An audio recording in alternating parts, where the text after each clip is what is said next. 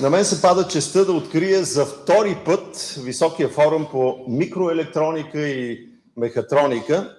Миналогодишния маратон премина при голям интерес, въпреки сложната пандемична обстановка.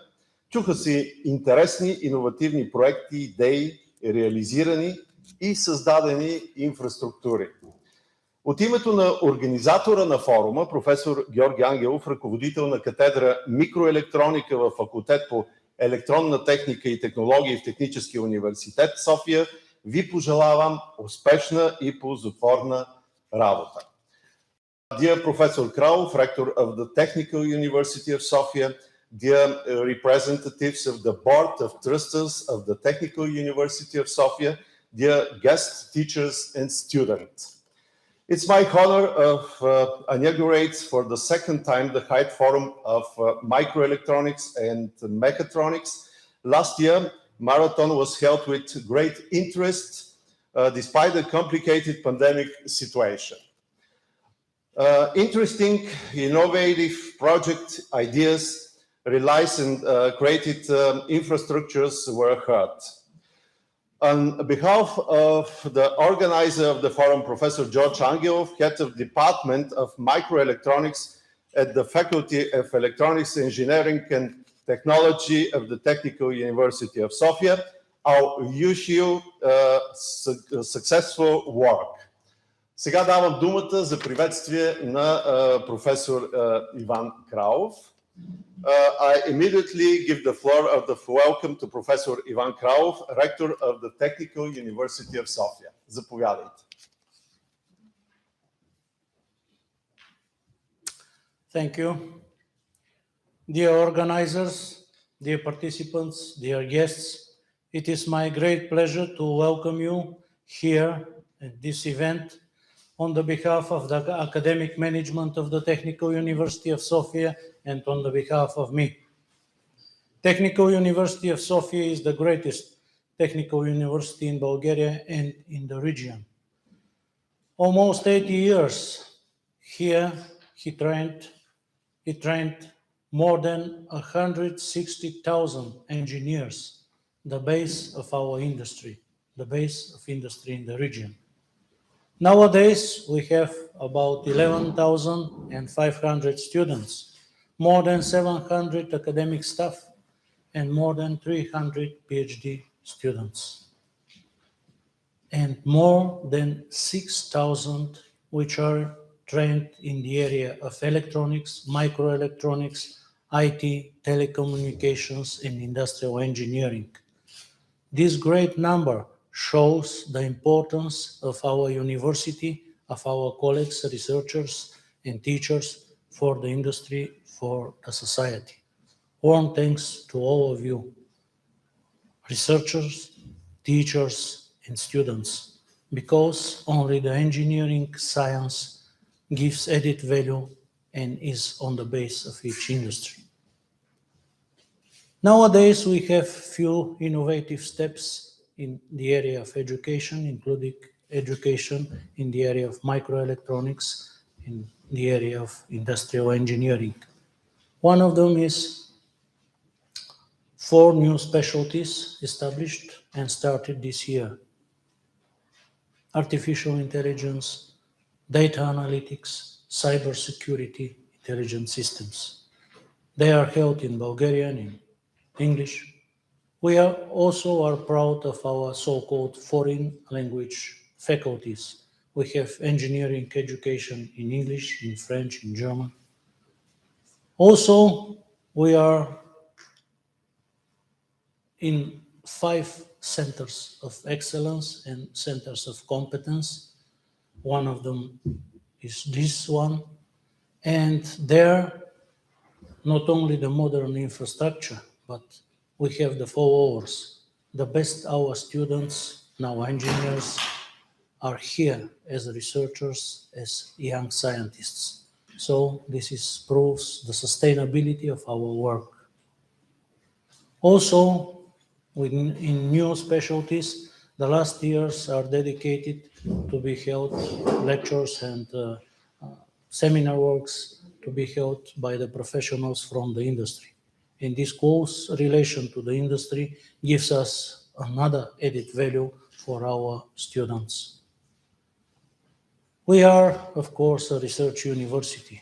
We won the competition with other 6 universities, and we are one of the 7 research universities in Bulgaria. But we are proud that we are a member of European University of Technology.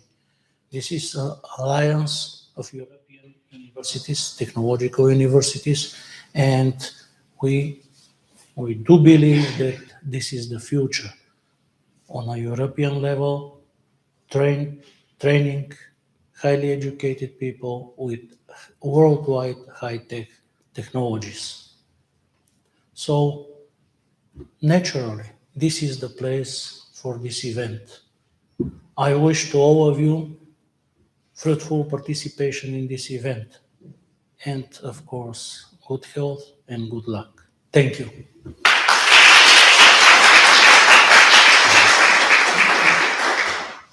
Сега даваме думата на двама ректори от Техническия университет във Варна и в Габрово. Само в Габрово в началото. I give the floor of welcome to rectors of the Technical University of Gabrovo. Преминаваме нататък. Приветствие на форума ще направи и Петър Статев, представител на настоятелството на Техническия университет София.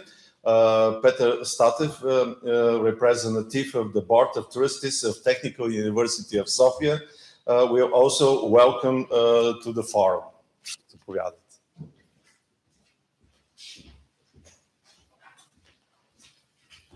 Dear Rector Professor Kralov, dear guests and colleagues, it's my pleasure to be here. And first of all, I want to thank you very much for the cluster of Microelectronics and cluster for Mechatronics and Industrial System for organizing such forum. Why the forum is important? Because we need to have a plan, I mean in Bulgaria, these 2 industries, we need to build a plan what and how we will do it in next 10 to 20 years. Some of you will tell me, who cares about 10 and 20 years? Today, we are living in a very difficult time. There is a geopolitical storms all around, nearby, far away in Asia also. And the question is how we will pass through, I mean, industry and society in Bulgaria. Hopefully, during all this deep crisis, hope is on the horizon. In Europe was accepted a European Chip Act. And the question is again, how we from these industries, we will be involved, what will be our place? Is there an easy answer? No. Right now, Taiwan, only Taiwan, will invest 120 billion in 20 fabrics on the island. So the question is what we can do here in Bulgaria with, you saw the last numbers, 6+ million. No any foundry business here. So again, the question is what we can do. I hope that all the presentation today, all the speakers will unveil part of this path. I will share with you my point of view. First of all, I don't think Bulgaria or even any in Europe will be able to invest 120 billion in fabrics. You're from those businesses, so you know what is the total size of European Chip Act. So then the answer, potential answer is that the places, economies and societies like Bulgaria shall be focused on high value services.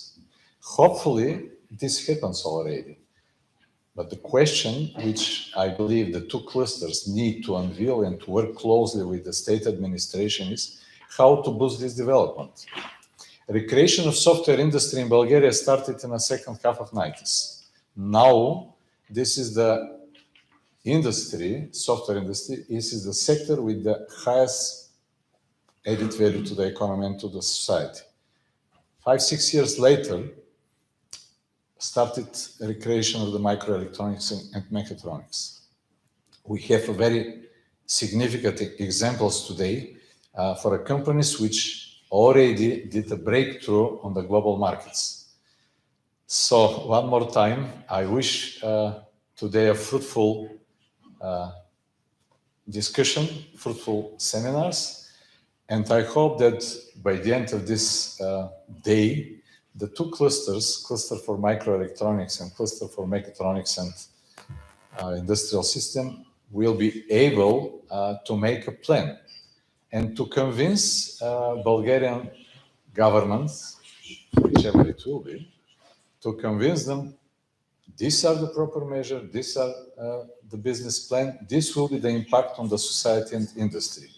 There's no anyone to do this work. So thank you very much for your attention. I wish you fruitful discussion.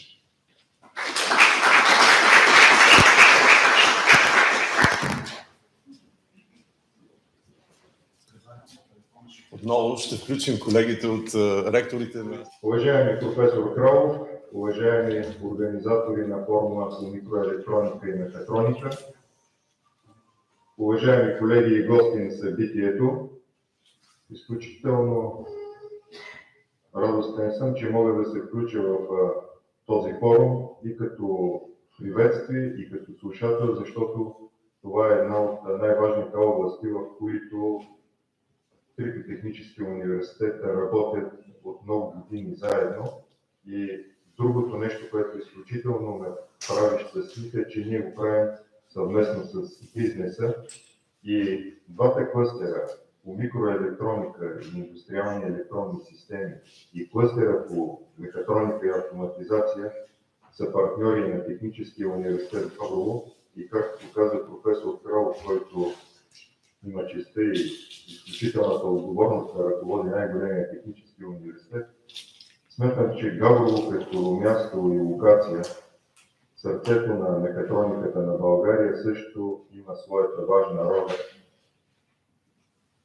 И навсякъде в страната ние да успеем да отключиме връзката между науката, образованието и бизнеса и да реализираме потенциала, който създаваме в момента с такива хубави инфраструктурни обекти, в какъвто е организиран в момента и форума, каквито има в технологичния парк на Техническия университет Габрово, без съмнение Техническия университет Варна.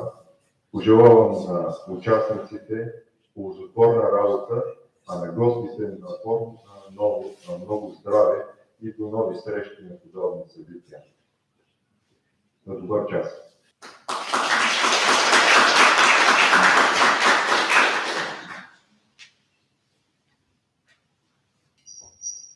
Професор Ganchev. Дами и господа, уважаеми представители на индустрията, уважаеми колеги, от името на професор Вълчев и лично от мое име, бих искал да поздравя организаторите от Техническия университет София и всички вас в откриването на форума, на второто издание на форума по микроелектроника и мехатроника. В момента бих искал да подчертая връзката между двете понятия.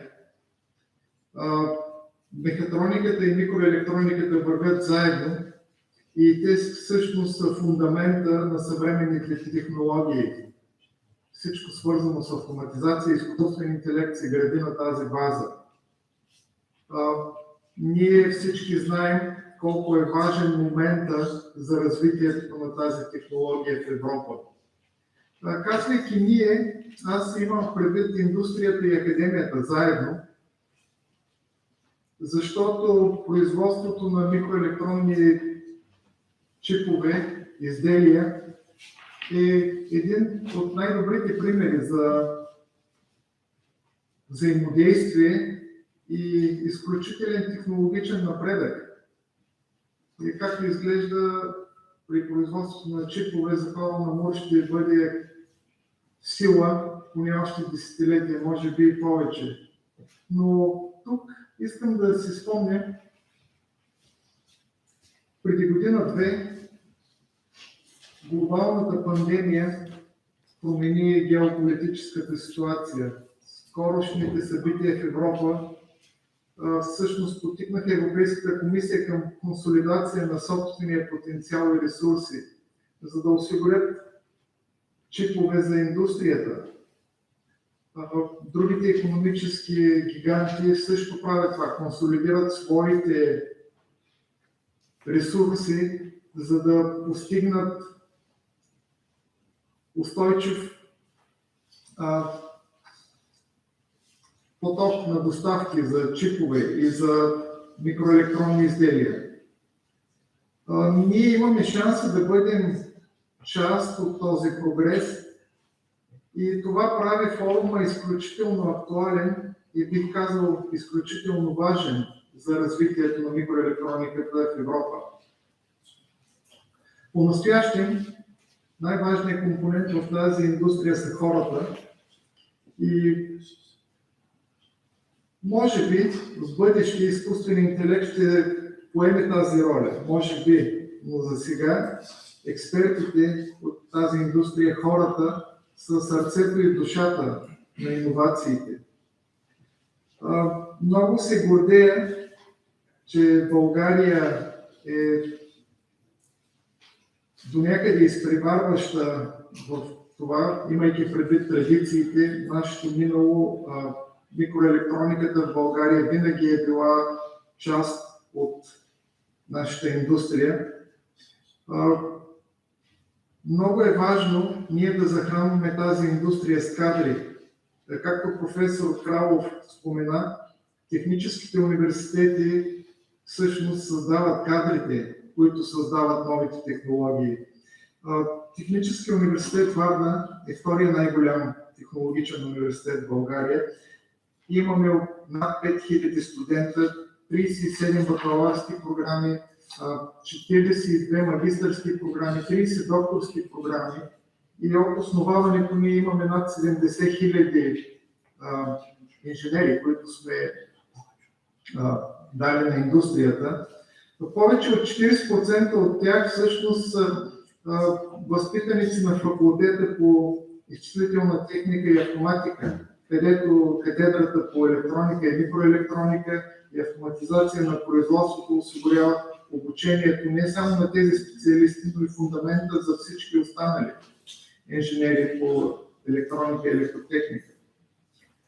Много се радвам за това, че индустрията е в основата и на този форум. Ние имаме изключително добри колаборации с големите в този бизнес.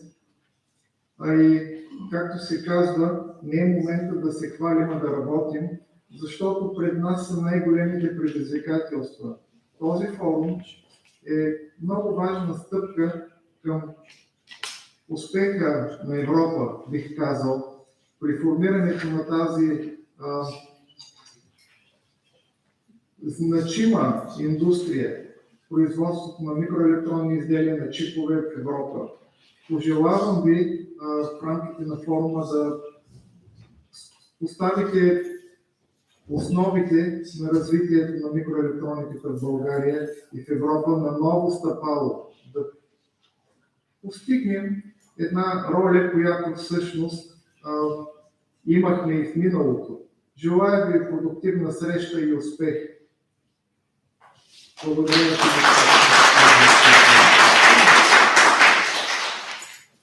Dear guest, we heard two representatives, Rector of Technical University of Varna and Rector of Technical University of Gabrovo.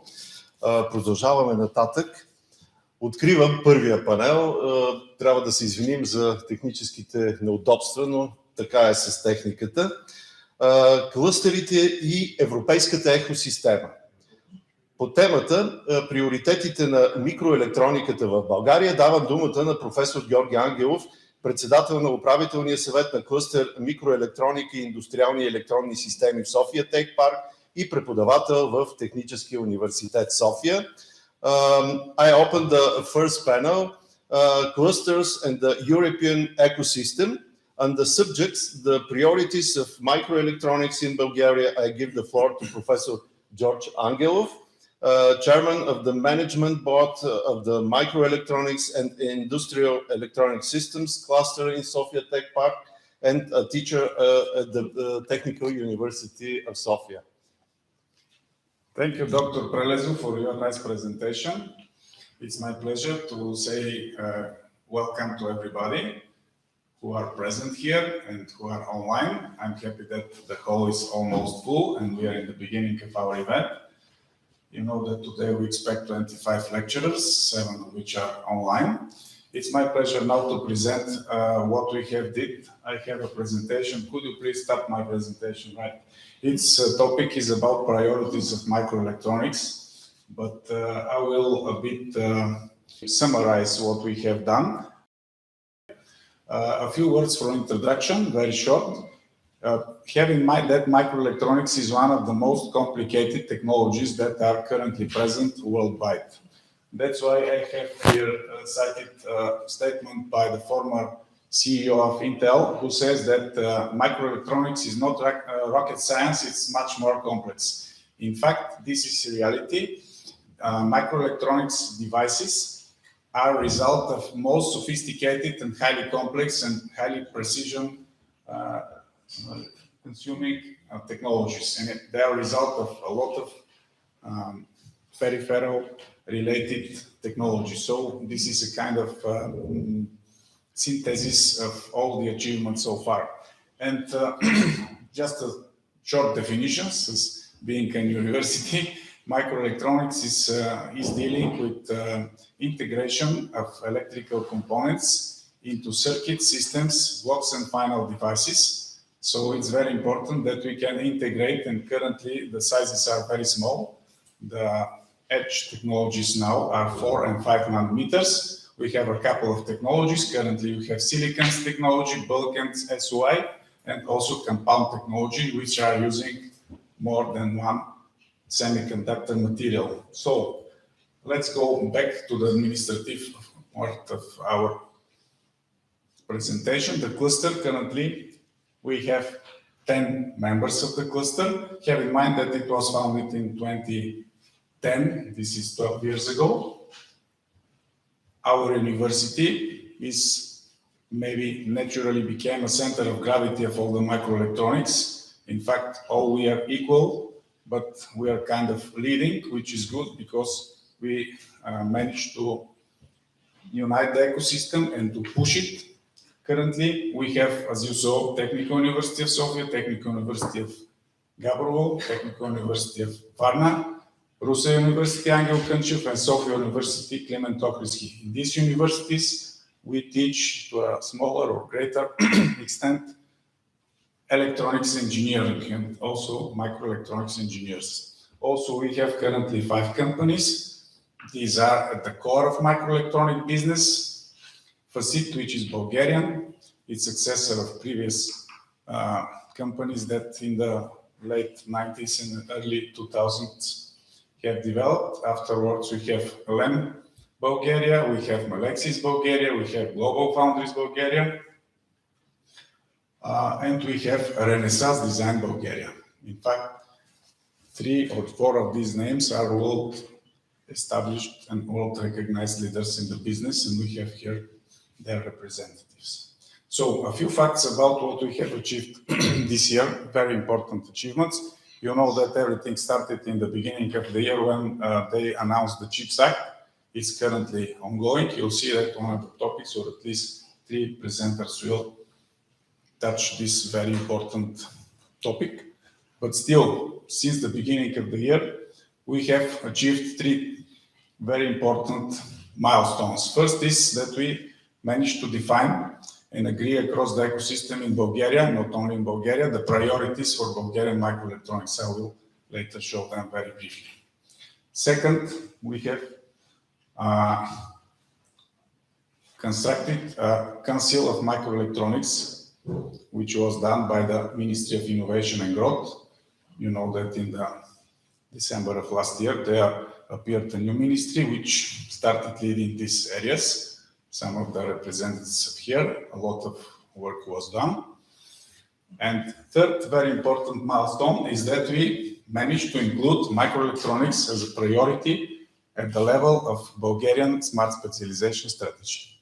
Currently, we are sitting now in a center of excellence of microelectronics and clean technology. This was the priority of the previous Smart Specialization Strategy. Now we have included microelectronics, so this is a natural step further, which is matching the entire situation, not only in Bulgaria and in Europe, but worldwide. So, a couple of facts well known, but still I would like to draw your attention. The world market is large scale, over $550 billion per annum, per year. The leaders are well known, Samsung, Intel, TSMC. They are changing their leadership, but these are for the last more than 10 years. It's good that in the first 17 companies that are over 10 billion, we have 3 representatives of Europe. These are the leaders in Infineon. We have the honor to have their presentation in the afternoon. NXP, this is the successor of Philips. Infineon is successor of Siemens. And ST Microelectronics. So Europe, although its presence worldwide is smaller than we would like, still there is strong presence.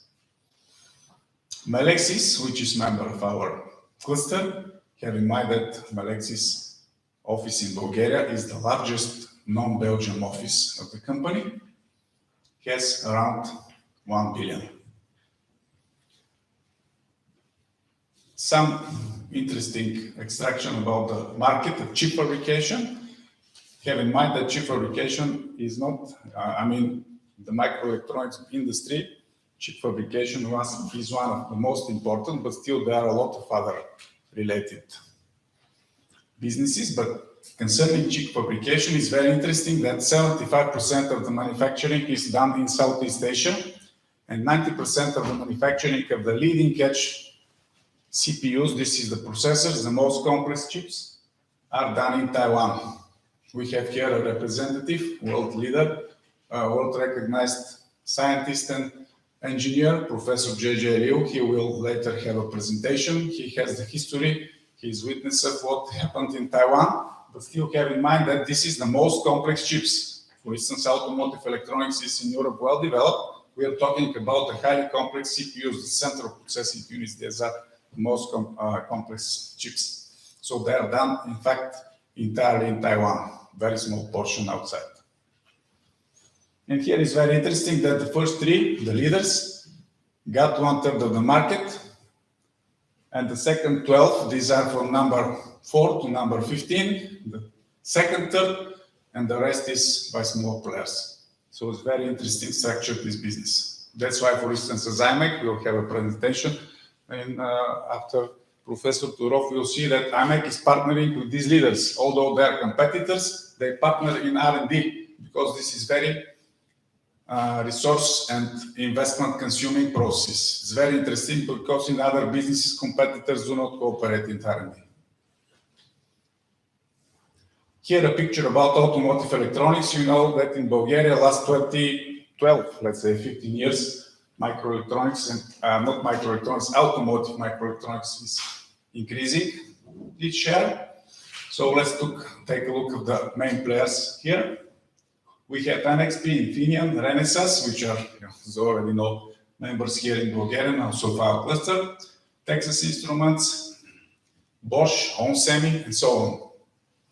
So, in fact, for our local ecosystem and our landscape, automotive electronics is one of the main drivers. That's why a lot of the companies here are relating their businesses in the supply chain of microelectronics for automotive applications. Okay, overview of the situation, how the industry cooperates with the R&D. In fact, Professor Liu maybe later will mention, but it's very important that the areas where we have a success, such as Silicon Valley, one of the strongest reasons for this success is the cooperation between the educational institutions and the companies. That's why we are center of gravity Technical University, because we are the source, of course, with the partners from the Technical University in Gabrovo, Varna, Sofia University, Russia, of this engineering, how to say, the production of engineers. So we have in Europe the spread around a couple of, let's say, locations. In Germany, in Netherlands, in France, in Belgium. In fact, these cities, Grenoble, Eindhoven, Dresden, Cork, so on, these are the places where are located the R&D centers, and also some of the companies which host their own R&D centers, such as Infineon and Ilia. They have, in addition to their production facilities, a lot of very big, large R&D teams, thousands of people. This is the scale. We have the pleasure to have close partnership with imec for more than, let's say, 10 years now. Recently, for 5-6 years, we started with Tyndall, which is, let's say, the Irish equivalent to imec, generally speaking, excuse me. And Leti in France, Professor Marie-Christophe is somewhere here. We had strong contacts with them since maybe 20 years at least. Recently, we established connections with Helco Centrum, Dresden, Rosendorf. Last Friday, we had a presentation here with a mutual project with a lot of people there. We have included them now in the upcoming research university institutions. So in fact, these are representatives and places where we personally and our colleagues here from our ecosystem have operational contacts. We are not just citing here. We have working contacts. Okay. A picture about the budgets. You know that the CHIP Act is planning to invest more than 40 billion in Europe until 2030. For reference, in the US, they in July adopted a very large package of more than $280 billion, again until 2030. Out of them, 52 are directly targeted at developing microelectronics and chips. China is also huge investment plans, more than 150 billion. So worldwide leaders are focused and dedicated a lot of resources for development. The CHIPS Act, I will skip this because the speakers after me will go deeper, but it's important that it's 3 pillars. We are looking at pillar number 1, chips for Europe. And in this pillar, we have 5 components. It's very important for us. The first, design capacities, pilot lines. We have a lot of experience here in Bulgaria as ecosystem, as universities, companies. Priorities, top view, education, R&D, and industry. These are the key ingredients. These are resembling the triangle, you know, of education, business, R&D. And these are shifted to the right, technology transfer and regional collaboration. These are kind of spices to these 3 key priorities. Let's take a look at the picture of the human resources, which is one of the most important arguments for success. At first glance, everybody will say Bulgaria is a small country, there is not a lot of people, very few students. What to do? No, the picture is not like that. We have extracted together with my colleagues, especially Dimitar, who is part of our cluster. This summer, we extracted very interesting numbers. They are extracted from the official data of the National Accreditation Agency and the ranking of the Ministry of Education and Science. You see here division, classification by the professional strands, the professional areas. In red are the organizations that are members of our cluster. So you see that in electronics, electrical engineering and automation, we have around 6,000 students, which are, let's say, educated on a regular basis. This is summed over the entire course of bachelor. This is not single year. I mean, these that are graduating. And here are the numbers. More than 1/3 is Technical University of Sofia. That's why I'm saying we're center of gravity. we have in Technical University of Varna and Gabrovo, so you see the numbers. In information and computer science, which is currently the most wanted by the people, by the public, we have around 9,000 people, students. And in communication and computer engineering, 9,500. So these are the numbers. You see that these are comparable. Of course, with some differences, but still quite comparable. Which is interesting that out of these people, we have a lot of room of improvement in terms that around 50% of these people are lost. They are going to work in other industry sectors. This means that we have a clear target where we have to improve. I mean, these are people that are present and we are losing them, of course, in quotes. This means that we have to target and take some active measures to keep them. Because that's why I'm saying we have people. Usually when you see, we'll see in the later slides, the people that you enroll each year, yeah, they're relatively small, especially compared to China, the US, wherever. But still, for Europe, these are good numbers. You see that we have a huge amount, 50%. In electronics, and this is present, based on official data. In computer science, the situation is a bit better. We lose there around 30%. These are official numbers again, I'd like to draw your attention. And in communications, around 40%. This is the basis and the grounds for our priorities, and that's why I think we could succeed, because we already have these people. Okay, let's talk a glimpse about the picture currently from this year. We are in our university, enrolled around 165, not around, exact number is 165, in electronics and automotive electronics. In our partners from the university that are educating in electrical engineering, we have in total around 150. This means that we have over 300 per annum incoming engineers exactly focused in electrical engineering, microelectronics. The number of students that are choosing ITs and computer sciences are around 250. When we include the digital information technologies and other hybrid specialties that include computer engineering and mechanical engineering, we will have more than 500. These are almost twice. And we have 300 in IT.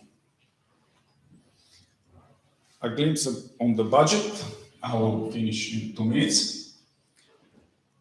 Around 30 billion is the export of electronics. This is based on official data for 2020. So this means that we have around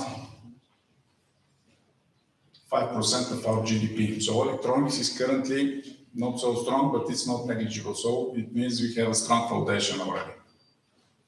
And we have provided, they are divided in different classes, they're classified in different levels, core, suppliers, first tier, second tier, third tier. Fortunately, this doesn't match the classification by the EU. Then we redistributed this. But still, for our purposes, I think this distribution that we suggest is better.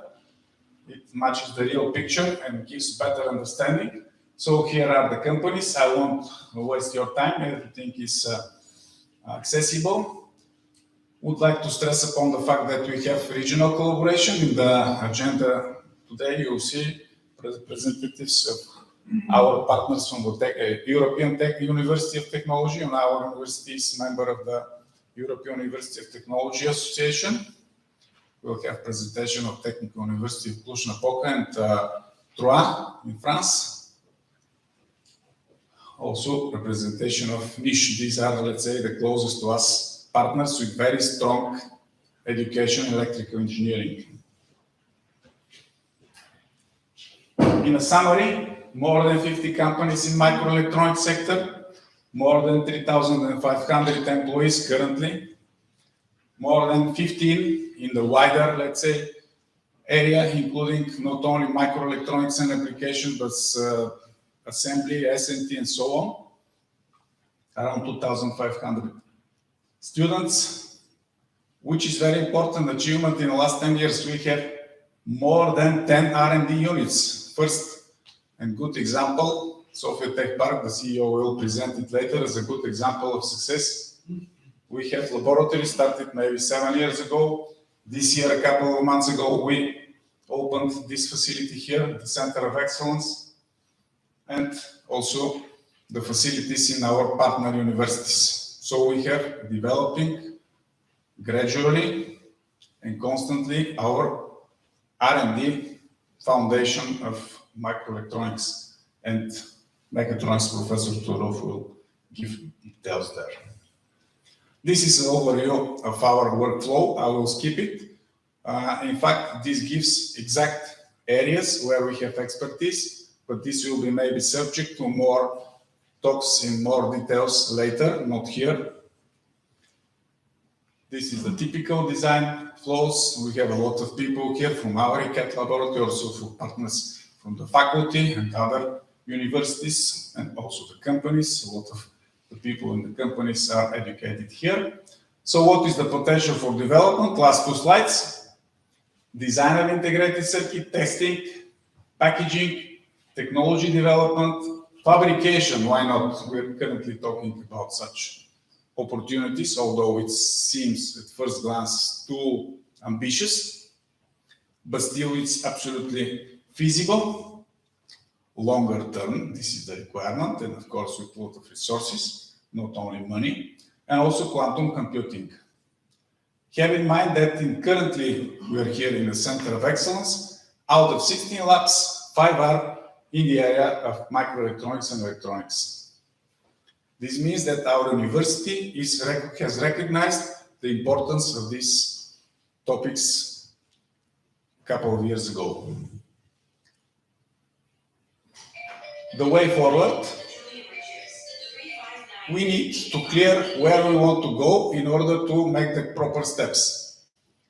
Here I have provided a very brief and very rough, excuse me, I will go further and go back here. Very rough estimate of, let's say, the calculation in eventual result of our activities. If we want to go at the order of billions, we should go for a fab. If we want to go for hundreds of millions, we should pursue and attract more companies and expand the current companies with more activities. If we would like to go for tens millions, we can just expand what we already have. And if you would like to keep it quiet, we can reduce. This means that we have to target here. These are the numbers. And final slide, we'll go back. Here are the particular topics and priorities. We have discussed this at different forums.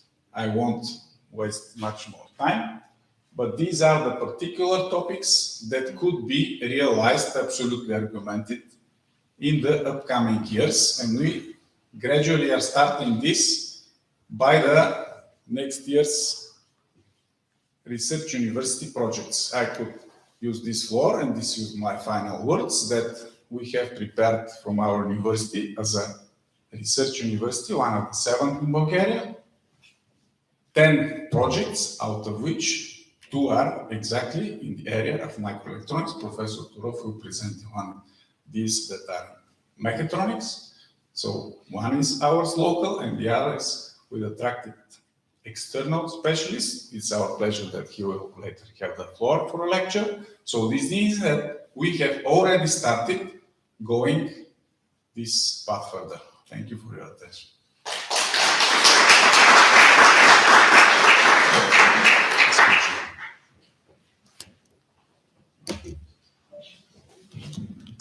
Благодаря за презентацията на професор Ангелов. Thank you very much, професор Ангелов, for your presentation. Сега давам думата на професор Георги Тодоров, декан на факултета по индустриални технологии в Техническия университет София, председател на Общото събрание на университета и председател на управителния съвет на клъстер Мехатроника и автоматизация.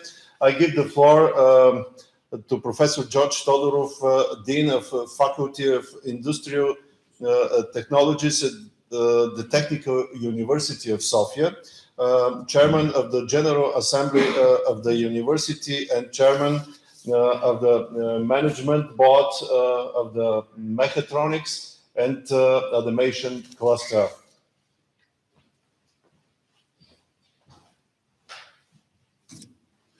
Thank you.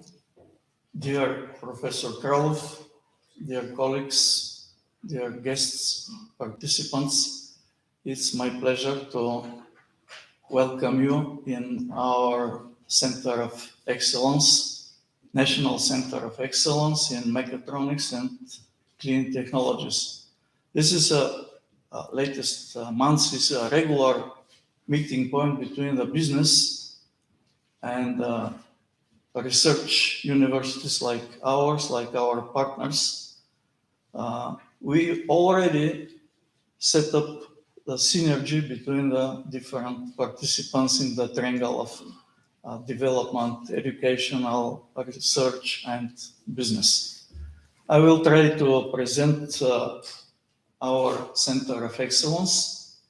Especially, I will focus your attention in one of the three campuses of the center, called Studentsky Grad, because of the project, we have to build three different campuses. Sorry. What are the main aims of our project? First one is to mobilize the research potential, achieving a different new level of knowledge in several mutually operating segments and overlapping between segments, between mechatronics, robotics, energy efficiency, clean technologies, sustainable use of raw materials and resources, and reduction of greenhouse gas emissions that are we have to face next years. There is a special aims to build 3 scientific research campuses equipped with state-of-the-art scientific infrastructure.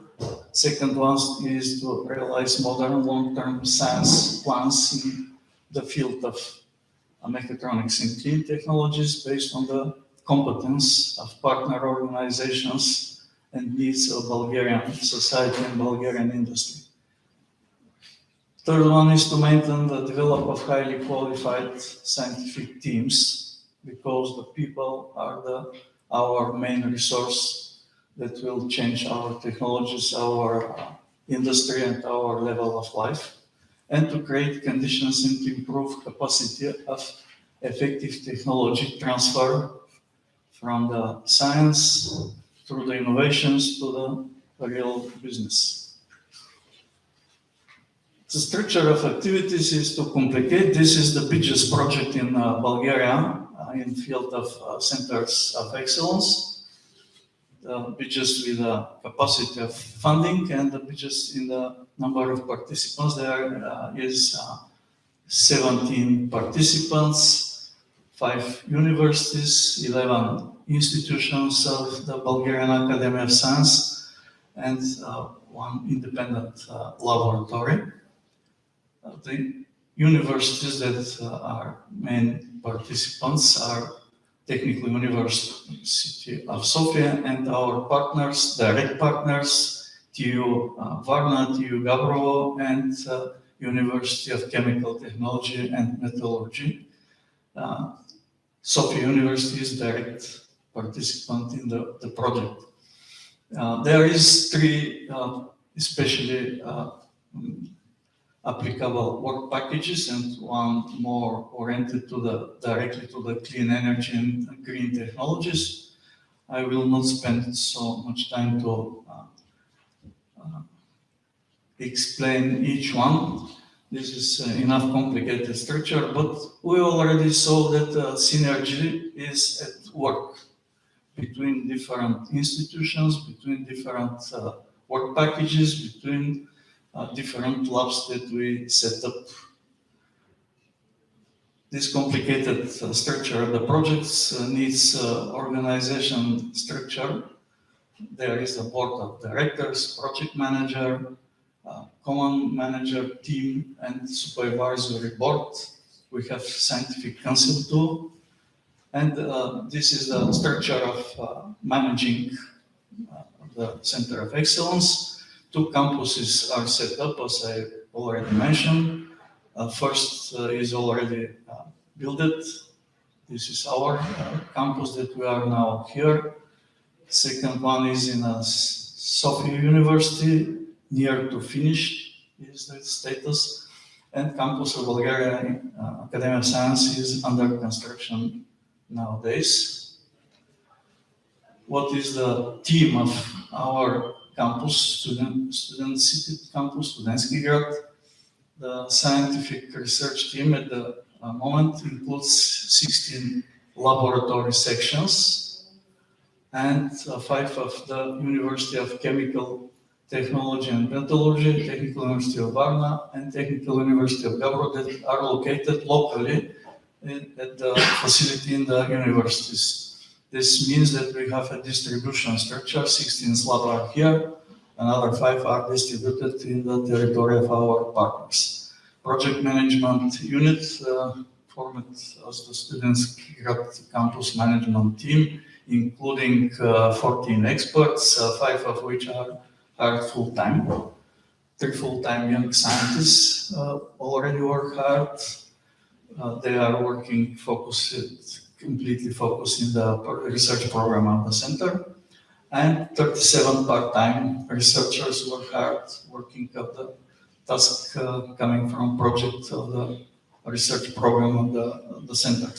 But not only in this field, we are enlarging field of activity each month, I can say. What about the infrastructure? This is the center of that we are now. On the beginning, this was just imagination, 3D models, our wish to renovate completely one very old building. To give you an idea what was on the beginning, this picture shows in left side on the slide shows initial situation. Through the construction work in right side, practically we start with just with the concrete structure of the building. All systems are renovated completely or built it from scratch, like HVAC system, like electrical power system, water system, and so on. Sorry. And here is the final results. You can see it later. Guests, especially that are not so familiar with what's happening in our center.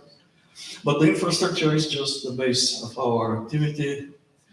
There is the organizational structure of our campus, just here in Studentsky Grad.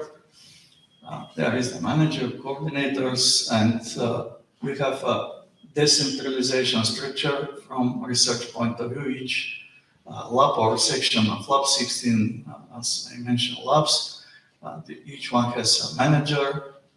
Same is the structure of our partners, universities. We have a financial manager, boards, architects, and technical support. All this means that this research center of excellence, already is set up to function fully in charge of research. We already finished this preparation in infrastructure moments, and now our researchers starts real project works. There is a list of one of the work packages and labs that are participate. There is the list of our main laboratories. Laboratory 1, call it Virtual Engineering and Digital Manufacturing, Industry 4.0. Second one is Biomechatronics and Micro-Nano Engineering for Mechatronics Technologies. These labs are oriented in the microelectronics and nanotechnologies. Third one is Vibration and Acoustic Mechatronics Technologies. And fourth one is Transport Engineering and Re-engineering. Lab 5 is optical mechatronic technologies. In each lab we have partners. L6 is modeling and prediction of processes and material properties for clean technologies. And last one is L11, because numbers between 6 and 11 are located in other campuses, is robotic mechatronic technologies in cooperation with TU Varna and TU Sofia. In the right side are the list of sections of labs. Sections are 16. And there is some explanation for each section, but I will jump to one of the important projects that now we are working together with our partners, University of Chemical Technologies and Metallurgy and Mining University, just to present first the results with a national importance about the activity of the center. Next presentation, few seconds. Can you start with the first slide? This is not the first. Yeah, thank you. This presentation will give you an idea about one of the important projects that now are running in context of our Center of Excellence, especially in the field of clean technologies. The project called Study and Analysis of the Possibility for Transition of the High Emission Technology to Low Carbon and Near to Zero Technologies in Bulgarian Energy, focusing to Energy Complex Marica East. National goals and priority for energy development until 2030 with a horizon to 2050 are very important and strategical for Bulgaria. All of us know this very clear. What are the important strategic points? First is to ensure Bulgarian energy security in the transition to green energy, to ensure energy to keep the maximum use of Bulgarian energy resources, and security of Bulgaria in the transition to green energy. All of us heard a lot of presentation, a lot of talking to the media, a lot of different visions about that, but we think that there is a lack of figures, a lack of facts. That's why 3 universities, we composed a very high qualified team to clear what is the real life using facts and figures and using the latest technology from engineering point of view, not only from political point of view. Smooth transition to green energy, compliance to EU targets means in 2025 maximum 550 kilograms CO2 emissions per 1 megawatt hour, and in 2030 maximum 350 kilograms. This is the targets. Many political guys said that this is impossible. Our final, let's say, conclusion shows that this is possible in Bulgaria with the Bulgarian resources. I will try very briefly to explain what we study and what are our research results shows. This is the main points that is typical for Marica East complex, called Green Energy Valley. There is many positive points and some negative points. But practically, this is the heart of Bulgarian energy system at the moment.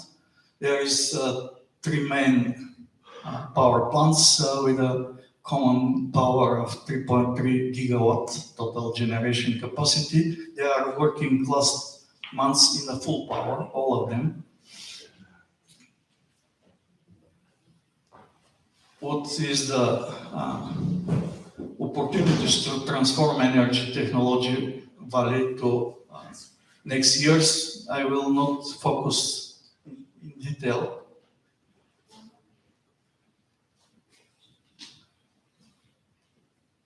clear that gave us opportunity to recommend some ways how to reach the green energy transition. There is the recommendations, increasing the production of green energy from PV parks, reduction and neutralization of CO2 emissions. And third point is critical for this transition, highly efficient storage of green energy. This is the key point. If we have an energy storage opportunity, and we have a potential for that, in 4 points shown, we can reach real green transition without troubles. And there is analysis for different commercial storage technologies in figures, especially focusing lead-acid batteries and lithium-ion batteries, pump hydro power system like Cheira, and we recommend to build another one. There is a new idea, patented idea of our team about the underground pump hydro storage, power storage system. There is an opportunity for that design. Many other figures, another opportunities to transform Gorna Arda project that was closed now to another type of pump hydro, not just for generation, because was planned at the beginning. And third technology that can be very applicable is compressed air energy storage, with the figures again. There is many analysis, many figures, but there is a comparison between different technologies that we do in the project. There is a comparison between different battery technologies. And the conclusion, hybrid approach for the composition of technologies with a smooth transition, not only in Marisa-Istvik area, but for all Bulgarian energy system is possible. And we recommend some important points. First is to increase production of green energy by PV plants, photovoltaics, and wind. Second one is massive storage of green energy, especially in territory of Marisa-Istvik. And third one is short-term storage of green energy in batteries distributed through the country. That is our recommendations. This is the final that I will present about just one of the projects of our Center of Mechatronics. Thank you for your attention. Сега продължаваме с Eva Maydell. Eva, you have a technical problem with the sound system. Yes, we can hear you. Okay, so I can start. Добре, много ви благодаря още веднъж за поканата. Не съм убедена и не знам има ли правилно на моят екип потвърди, че мога да говоря на български, тъй като дискусията е организирана все пак в България и смятам, че като български евродепутат мога да се включа на родния ми, на майчиния език. Още веднъж благодаря на организаторите от Техническия университет, на професор Анgelov, на клъстерите по микроелектроника, мехатроника и автоматизация за поканата и възможността да се включа. Съжалявам, че няма как да бъда с вас на място, но вчера и днес провеждаме вътрешни срещи, технически срещи, именно по Европейския акт за интегрални схеми, или както по-лесно можем да го наречем така наречения Chips Act, по който съм един от преговарящите в Европейския парламент. С някои от вас сме имали възможност да говорим и аз наистина уважавам и подкрепям всяко усилие на организиране и на сътрудничество на българската индустрия в сферата, защото в последните 2 години стана изключително ясно колко сложна, но също така колко крепка е веригата на доставки в сектора. Това означава, че индустрията ще се развива там, където има най-добрата екосистема, а не просто отделни компании или университети. Затова и през май организирахме кръгла маса в България, за да очертаем наистина основните интереси на българската индустрия в сферата. Тогава бяхме в самото начало на законодателния процес по регламента. И за мен беше много важно да чуя българското мнение, препоръки на участниците, защото когато се намесват институции в сектора, може да е полезно само ако успеем да отчетем максимално много аспекти от сложната верига на доставки.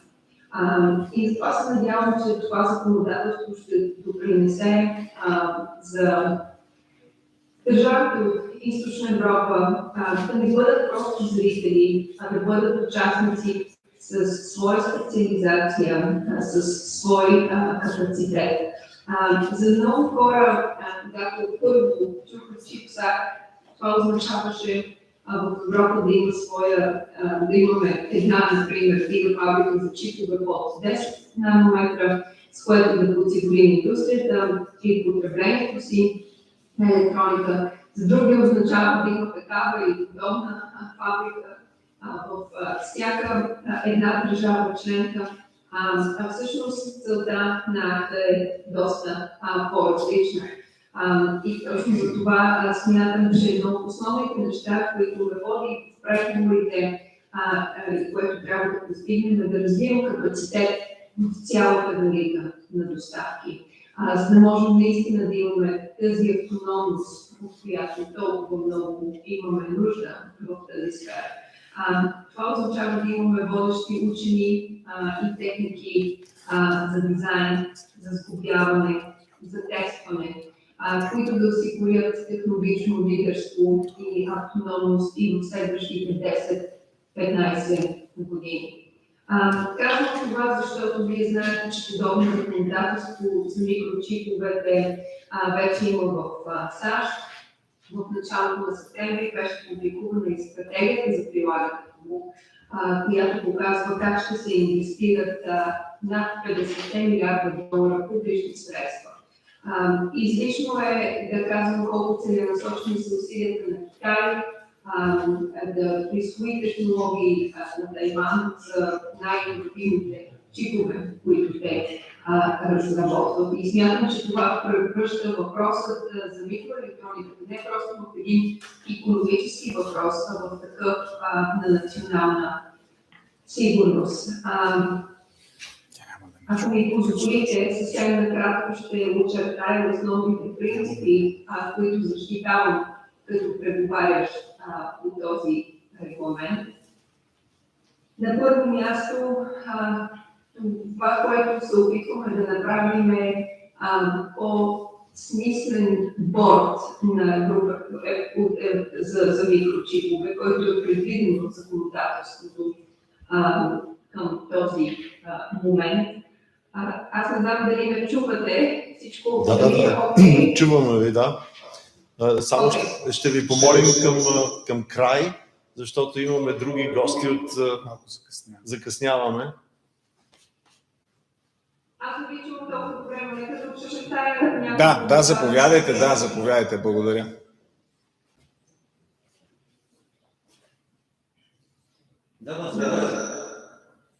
Не ви чуваме добре онлайн.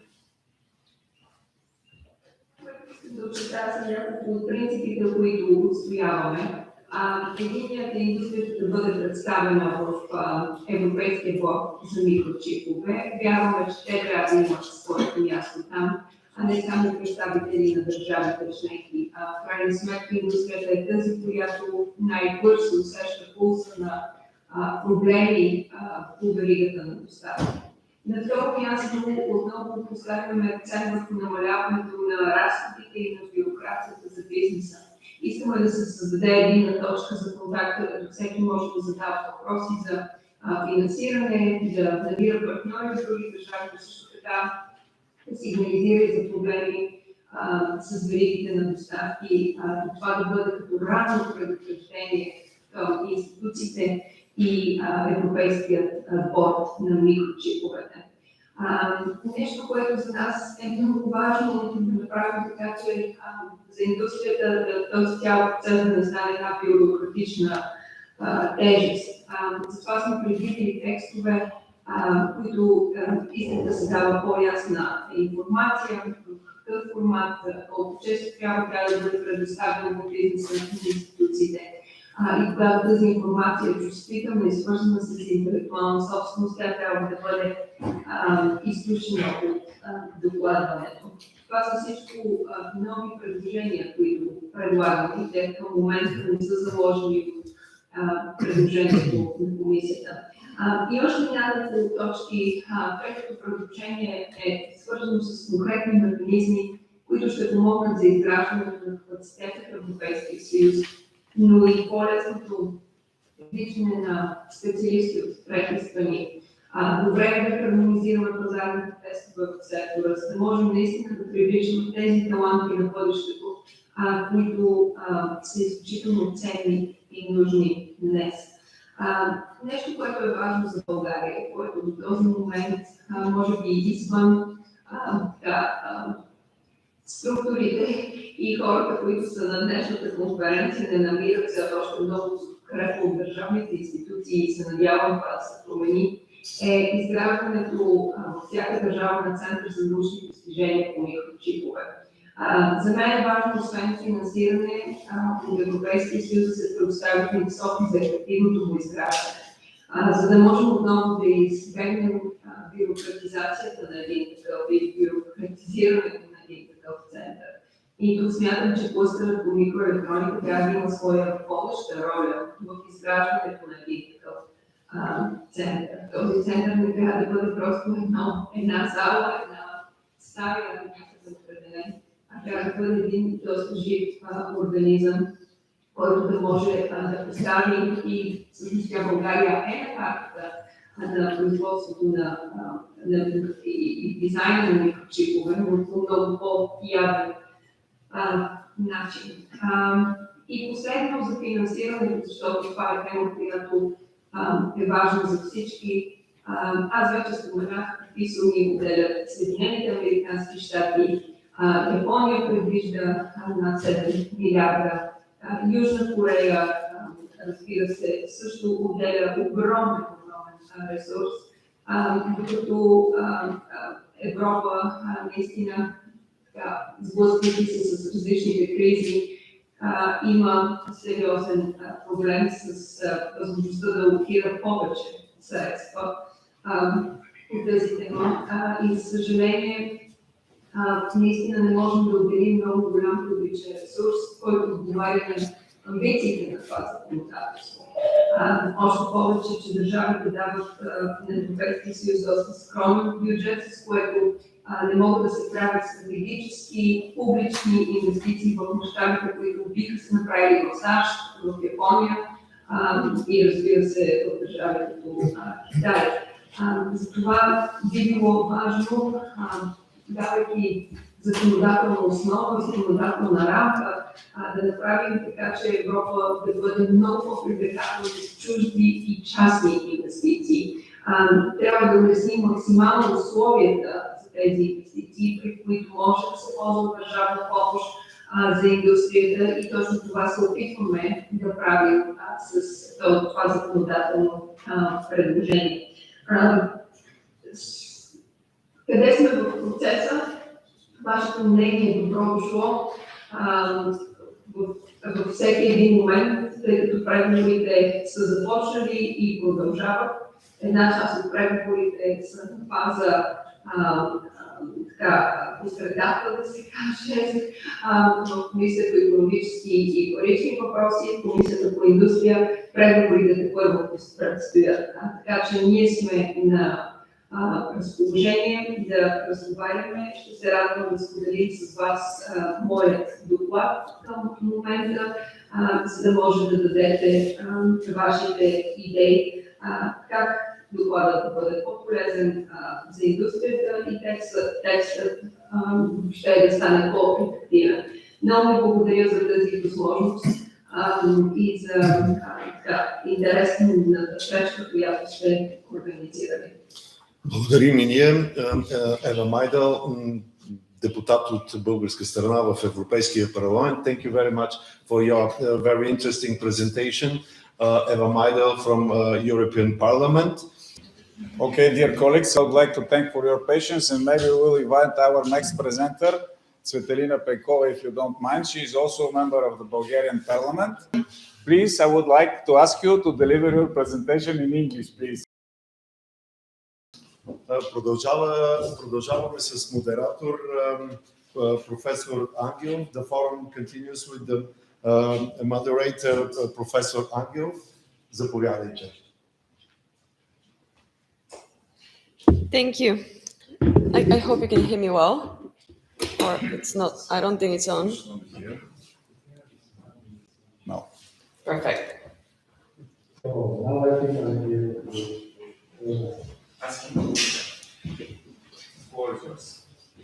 Perfect.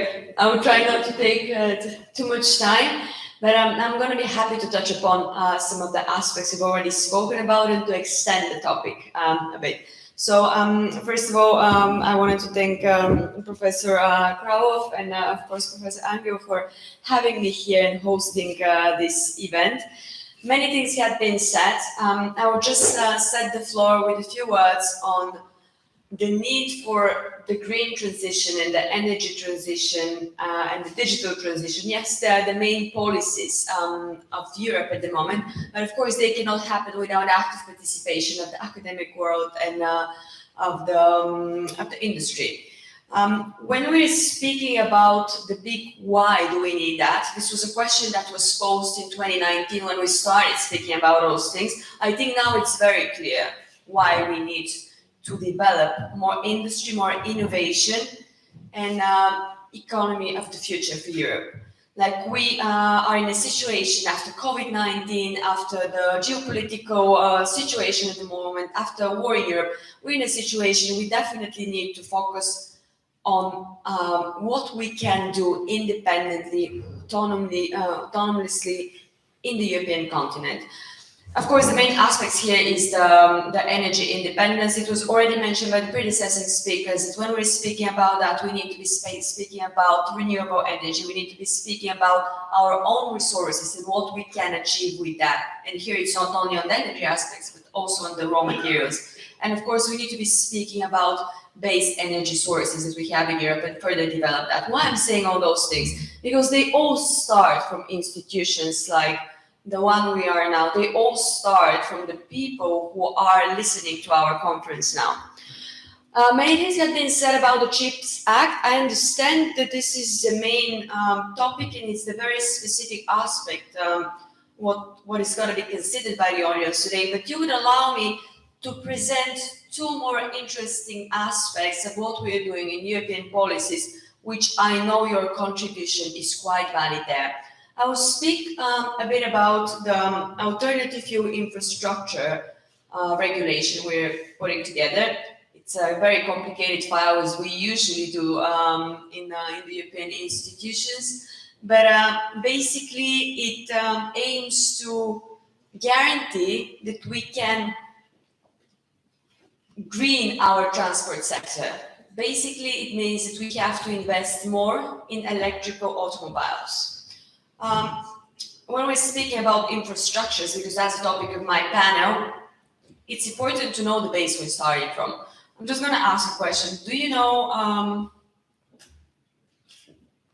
which countries have the most developed like infrastructure for charging stations for electric automobiles? I know that you know, so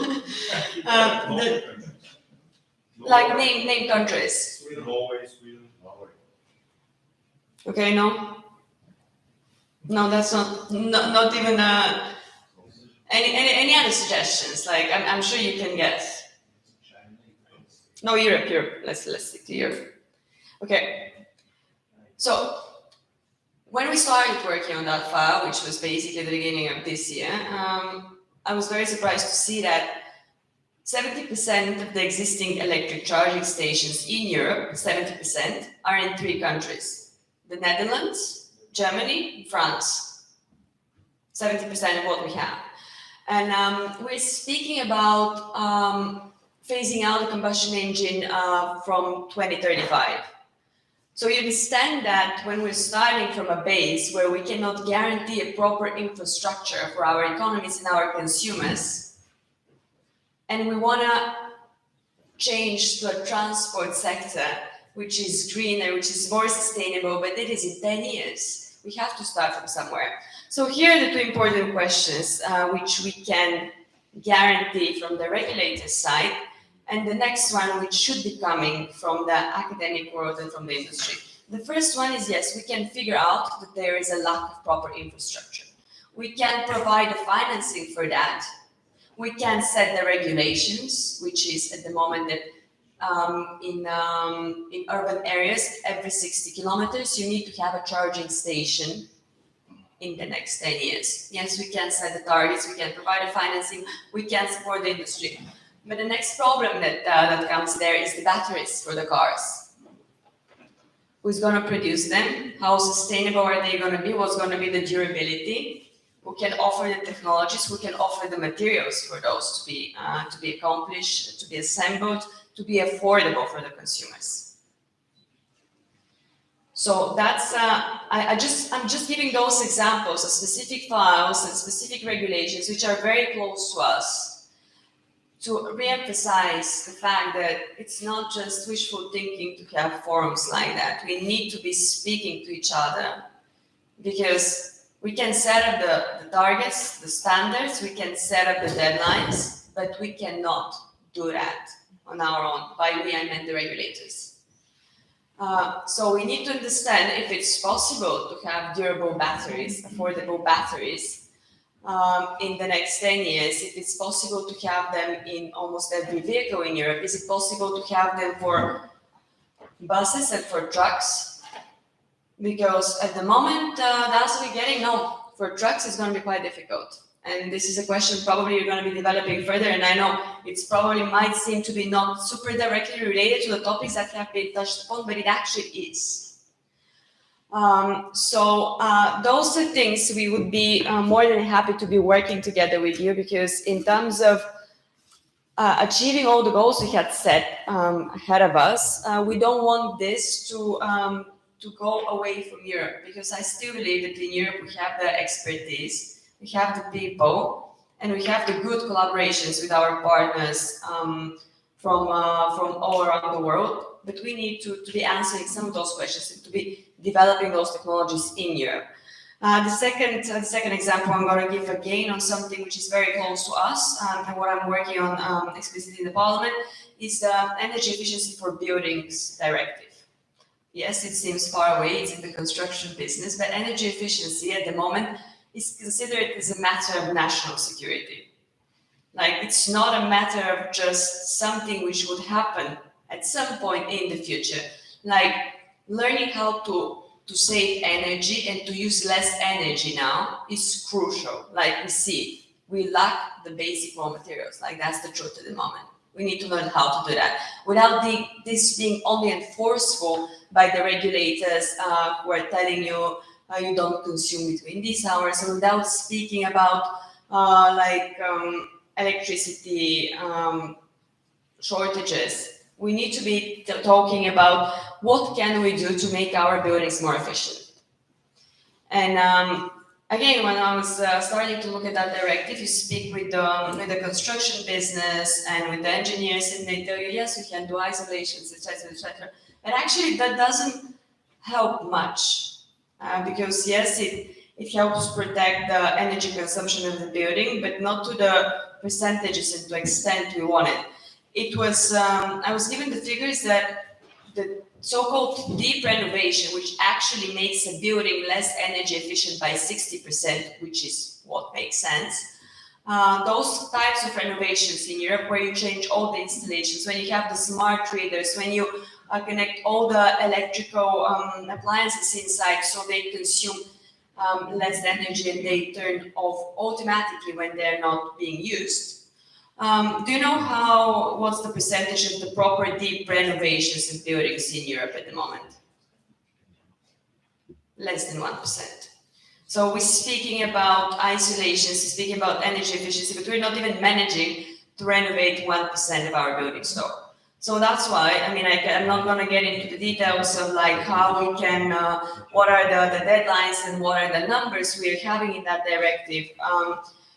The goal is like every new building that's being built from now on, like after 2030, because of course there are projects that are ongoing, to have like zero emissions. And all the building stock in Europe to have zero emissions by 2050. You can imagine that this involves quite a significant improvement, not only on the isolation materials outside, but also internally. How is the system built? How is the smart reading? What are the connections? And here I think the microelectronics is a bit significant, to say the least. I have many more things to say, but I know that we're tight on time, so I just wanted to give you those two aspects of projects that are happening, and they're very close to us, like the transport sector and our houses. And they are going to be driven by what you have to offer to us, because we're just setting the framework, but we will not be able to achieve them without the industry or the academic world.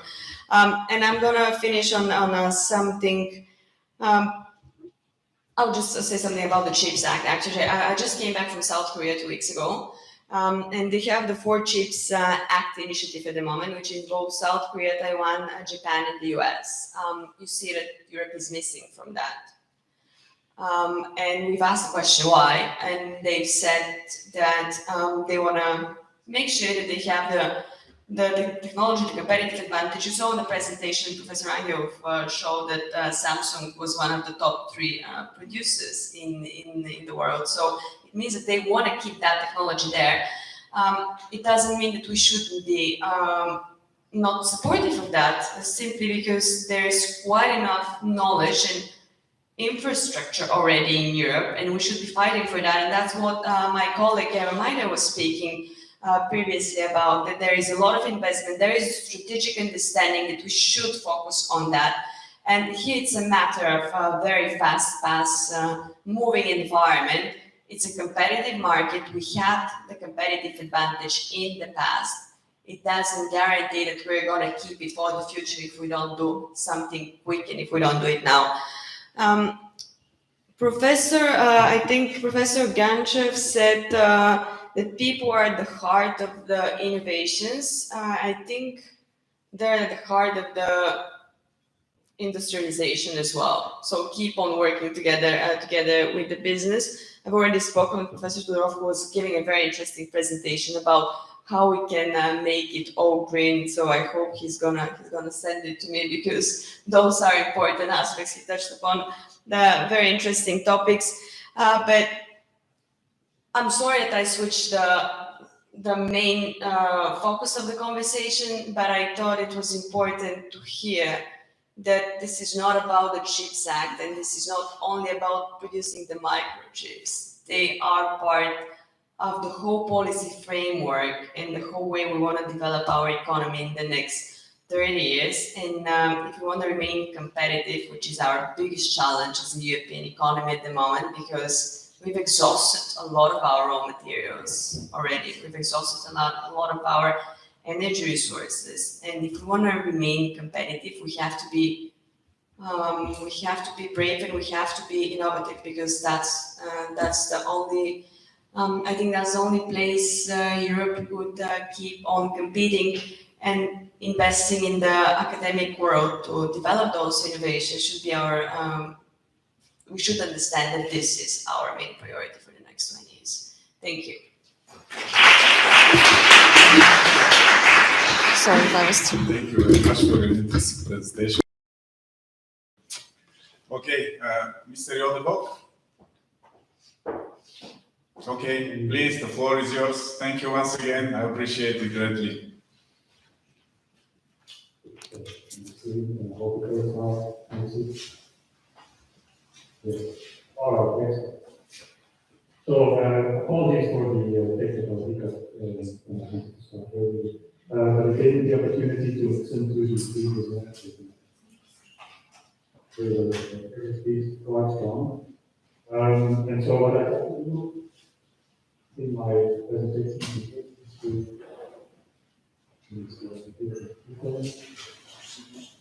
I'd like to talk about the European initiative that was mentioned earlier we have on semiconductor, and specifically also the need of understanding their applications to agreements in that very strong vision to boost semiconductor applications and semiconductor production. Maybe just a few words, and I'll keep it brief of IMEC. I invite you to come over and visit our facility. As we Maydell did not too long ago, and we were happy to start the discussion on also how Bulgaria and IMEC can further work together. Our facility is quite unique, not only in Europe, but worldwide, because it's an independent research facility of 1,000 square meters and over 3 billion, 3.5 billion in investments over the past years on technology, but also on collaboration. And as mentioned, just the other unit innovated about people and bringing people together. So we're very excited to have about 5,000 people, our own researchers, but also staff from industry that collaborates with our team, and over 800 PhD students and postdocs that are doing the research. So this is really a research sandbox that's industrial quality. So that takes large investments, but it also makes sure that the innovation model that we work out over the past years allows us to have a very fast and accelerated process from new materials development also all the way to applications of those materials in the shortest time through collaboration with equipment suppliers, system partners, foundries, etc. I'll come back to that in a second. Because it is important to see that innovation today is what we call, or needs to be, full stack innovation. It has to go from all of these applications, and mobility was mentioned, smart houses, smart grid, energy, sustainability, and but also health, industry, smart food, education, etc. All demanding new applications, both sensors, lasers, different types of edge type components, but also, of course, the cloud-based computing or distributed computing that we can see today. So it's important, and that's what IMEC stands for. There is a full stack innovation, trying to understand the needs of the application and bring it all the way through the stack of industry into materials and devices and circuit integration. This creates IP, but it also creates a market. So on the right-hand side of the slide, you see the three main objectives of what we typically call also in the chips at the pilot line. This pilot line, this network innovation model, can create new demands and new markets by using therapy to applications. It will secure European knowledge, IP, and also training of new skills and the workforce, and it will also ensure that we continue to lead on materials and equipment, and specifically for those that need to be more sustainable in the future. One example of that is our collaboration with ECSEL, which is a large company today, which is of prime importance to the whole global semiconductor industry. It provides the tools to make the small patterns, and if you take SML out of the equation today in semiconductor, it cannot process any advanced chip for many generations of silicon technology in the past, but also going forward, XML is still very limited. And so Europe has, for instance, in this particular case, a very strong position and a very broad network of also European companies spread out all Europe to support this type of machine building. So equipment is very important, but it's not the only player, of course. It's also, as I mentioned, material suppliers, the ideas and foundries, and there's a lot to do, of course, with chips that can bring more of these players to Europe. And then the fact was the fact I can be here to be the design company. And I heard saying the introduction, rightfully so, Bulgaria has a very important role to play, also in the design and in testing of the systems. And then the system partners are quite important. So these are the players that currently collaborate jointly on making this full stack innovation happen. And it's clear richness of mixing views and making sure that with pre-competitive collaboration we can build strengths. And that is what the European chipset, in my opinion, should do. It should build on the strengths that Europe has. And I heard again quite clearly this morning when I heard the analysis of Bulgaria. So I think it's important to combine these and to leverage, for instance, unique capabilities in materials and equipment, but also in the R&D that we currently have. And build on, for instance, as a R&D pilot facility to bring all of the academia, but also small, medium-sized enterprises in low threshold access to these very developed facilities. And this can make us ready for more production. It will also enable us, as I said, the international market. There are a couple of pilot lines mentioned in the chipset, including as live on leading edge nodes, and I'm not going to go into details, but also in heterogeneous integration, but also quantum, photonics, and quite a few others are mentioned and are already building up in Europe. So let's make sure that we're building these things. Just to say a few words, indeed, leading edge devices are being built at time. We can collaborate with the foundry that will partner in Europe and invest in Europe. But these devices are one essential element of the roadmap, but also the heterogeneous integration, the stacking of chips and chiplets, and this whole revolution of building systems by partitioning and by combining different technologies. And we have been, for instance, over the past year already very strongly collaborating with the broader European ecosystem, in particular also with our friends in France and Germany, Statev and Kralov, to make sure that we bring together the different competences and build new systems of the future with CMOS, but also maybe based on totally new paradigms, like for instance the quantum computing pilot lines that we're building today.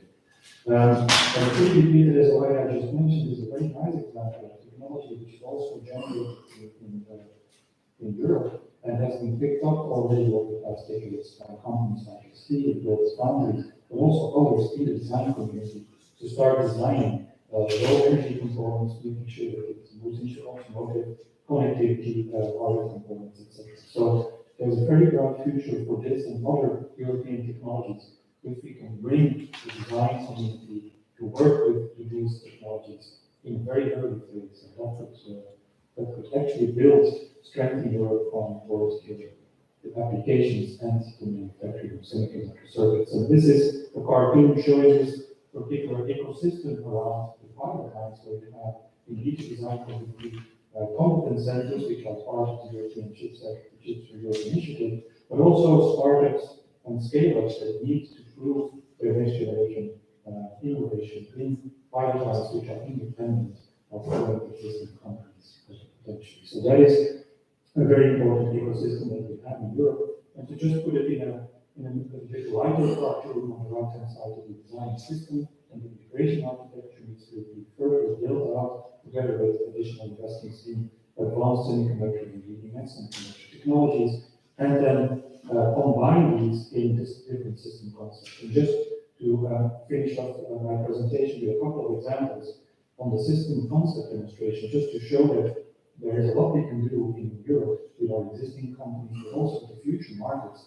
In each and every application in this smart sectors that I mentioned earlier, you will have a compute kernel and you will have the smart devices at the edge. So you will always need sensors, actuators, imagers, and power devices and RF components to connect the edge or the use case with the central compute, and maybe distribute your compute over this complete data chain as we currently see happening, not just for the better functioning, but also to lower the energy consumption in the whole chain.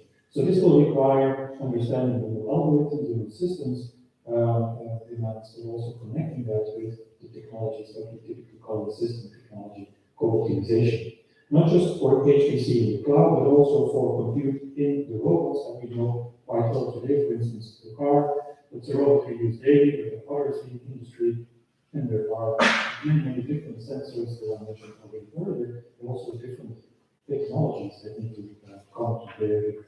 Of course, MEMS and photonics are clearly sensors that you will need around the car and around the robots, but also to electrify them, you will need high bandwidth materials, silicon carbide, silicon nitride, and here, or gallium nitride, and here you see gallium nitride and silicon wafer manufactured at the time and transferred to European industry as well. And in order to charge these cars, you need a smart grid, as was mentioned also by the previous speaker, member Karina. The whole holistic system has to be viewed, and there also semiconductors will be essential to make the whole grid work, but also to enable the generation of energy in central facilities, but also at the consumers or prosumers of the future, and to combine all these different sources in a stable grid. And there is a lot of challenge that we need to take, and Europe, in collaboration with many of us, can be country. But not just there, also in our personal atmosphere, in our health, in the use of biotechnology for making new medication from the industry to make more effective and more targeted drugs to tackle pandemics and other diseases, going from cancer to neurodegenerative diseases, which are big challenges there. But also in food and agriculture, there are a lot of efficiencies that happen to continue to feed this plant. In order to get there, many companies today are not close to chips, are not close to semiconductors, and what we will find, and the chips that will do that even stronger, is to connect them with the semiconductor value chain, helping them to design ideas into silicon and taking the burden maybe of building that value chain, collaborating on with different foundries to do this, with Infor Foundry and opportunities in the chip factory, where we can jointly make a very strong design and technology community. Then my final comment is on startup. I'm in quite successful providing these deep tech startups that need this kind of facility. This is an open invitation to all startups or worldwide, particularly in Europe, to connect and to see how our technology investments and the will make in Europe and CHIPS Act and stimulate our activity into scaling. And with that, I just wanted to stress the fact that the R&D pilot lines, as this addition to the CHIPS Act Pillar 1, is very essential for research because it will bring the breakthrough idea faster to fruition through startups or working in the existing industry, and also it can build a strong leadership as we currently already have with materials and equipment, specifically those that will look at greener production and making the semiconductor chain more energy friendly. So with that, I'd like to thank you. I hope I didn't go too much over time, but I appreciate the invitation. I wish I was there, and maybe my presentation would be more fluid. But I thank you again for the invitation. Please reach out to my colleague, which is Valentina. Thanks for being present. Thank you.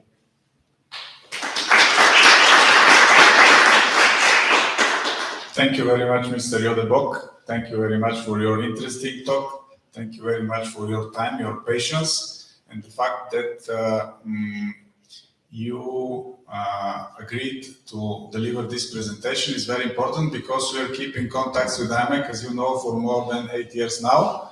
And it's very important to get them more and more deepened and expanded in areas by particularizing aspects for further collaboration. So I would like to draw attention to all the audience to the importance of imec. This is a combination between R&D, between companies, between education. So it's our great pleasure that you are on board, and we would like to go further.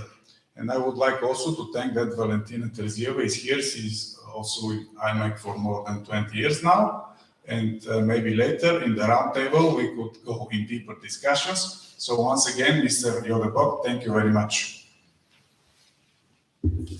Now we will proceed with our next presenter, Karina Angelieva. Thank you very much to Karina Angelieva and all her efforts. And it's my pleasure to give you a floor for your presentation. Please proceed.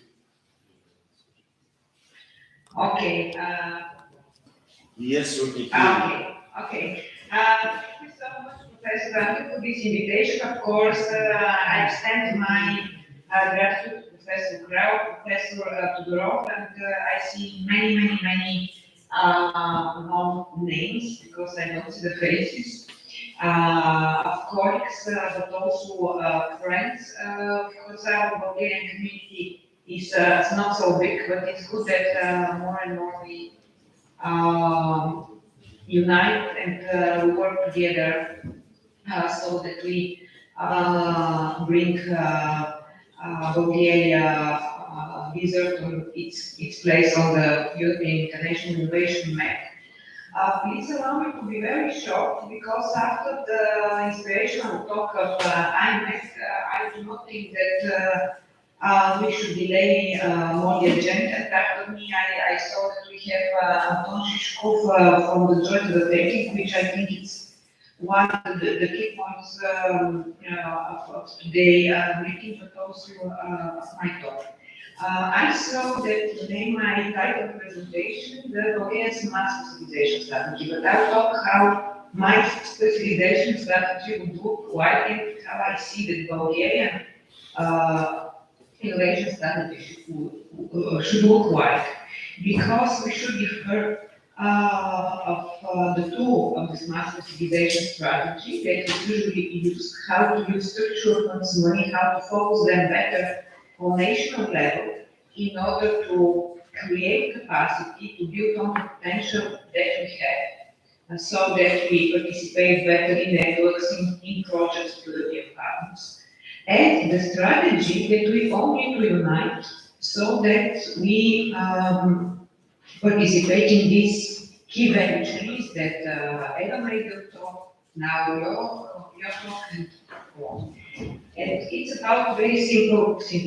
It's about the health of the people, and so on top of the agenda is icon, the energy, the health, and the most powerful enabling factor is the digitalization, okay? Allowing basically the digitalization because we need to zero cost. So it's not that our nation go. Here we need to go towards this goal and try to find better right course for its own society, those participating over. And so this is very important. What you saw now in my presentation, let me see find where we have research, but we have two entrepreneurs. And so far, this was missed on national level, that is that because research infrastructure, research centers, whatever, they were overall missing at the definition of so far the stuff need time to what companies have in this take competitiveness and problem. But the thought it could be we are delaying focus at least years innovation from other they're Polish filmmaking and start with this for there is third capacity, but in industry and when in the Newcomb started companies before getting over process and reason. The focus purely to